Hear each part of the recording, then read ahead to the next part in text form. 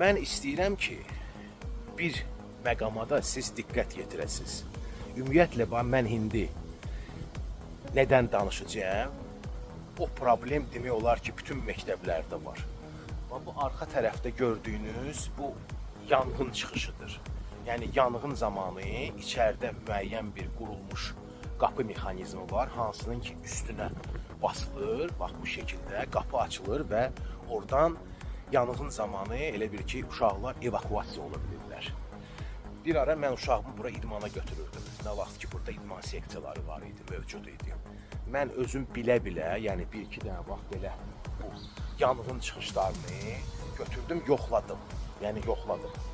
İçəri tərəfdən bunu açdım. Baxın, görürsünüz, yəni bu tam şəkildə bağlıdır. Yəni ki, yanğın çıxışı öz funksiyasını demək olar ki, daşımır, işləmir.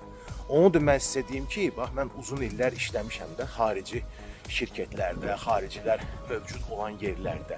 Bütün, yəni ki, xaricilər işləyən ofisdə bu yanğın çıxışlarına çox xüsusi diqqət yetirilir. Hətta hər həftə onlar yoxlanılırlar. Hətta mən sizə deyim, hər ofisdə müəyyən bir əməkdaşlar olur.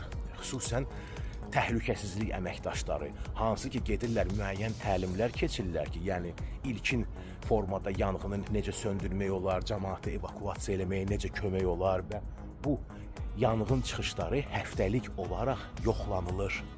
Yəni ki, onlar haqqında bir imzalayırlar ki, bu yanğın çıxışı normal bir vəziyyətdədir. Görün, baxın, bax bu biri, mən sizə inandırım ki, heç bir yerdə, heç bir yanğın çıxışı burada işləmir. Bax bu məktəbin ərazisində, nəinki bu məktəbin ərazisində. Bütün məktəblərdə istisna edək o pullu məktəbləri. Bayaq vurğuladığım kimi, həmən vəzifəyə, yəni ki, kim yarayır məktəblilərin arasında, yəni məktəbdə işləyənlər personalın arasında ki, onlar göndərilsin təlimlərə və onlar yanğın olan zamanda başçı olsunlar da, belə deyək də, irəlidə olsunlar millətin evakuasiyasına, yəni şagirdlərin, müəllimlərin rəhbərlik etsinlər. Əlbəttə ki, təhlükəsizlik əməkdaşları. Amma ki, özünüz görmüsünüz də indiki təhlükəsizlik əməkdaşlarını. Bunlar hamısı 65 pluslardır. Nəyə görə? Onun da səbəbi var. Çünki o şirkətlər hansı ki, sifarişçi, yəni sifarişi yerinə yetirirlər. Məncə səhiyyə demirəm. Elm və Təhsil Nazirliyi bunlarla müqabilə bağlayır da, düzdür. Onlar elə bir ki, bilə-bilə elə bir adamları işə götürürlər ki, onlara mizri bir maaş versin. Yəni, o 400 manat maaşı minimal əmək haqqıya gəlib burada ancaq təqaüdçü işləyə bilər, düzdür. Mən o barədə danışmıram ki, ümumiyyətlə unutmaq lazımdır ki, həmən o işçilərini bunlar göndərirlər hansısa təlimlərə ki, yanğın zamanı, yəni fövqəladə hallar zamanı həmən o təqaüdçü mühafizəçilər neysə bir, yəni ki, işə bir yararlı olsunlar. Onların sadəcə heç bir təlimləri yoxdur və onlar o zaman, inandırım sizi, xaosdan başqa heç nə eləyə bilməzlər. Yəni, onlar tam şəkildə yararsızdılar.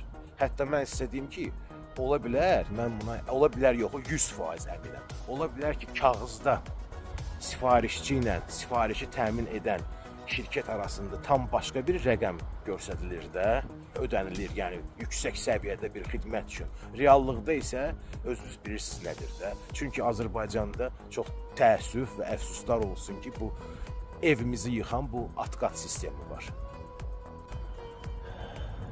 20 nömrəli məktəbin qabağından deyim, önündən deyim, hardan deyim, axır ki də qəlbdən qəlbə.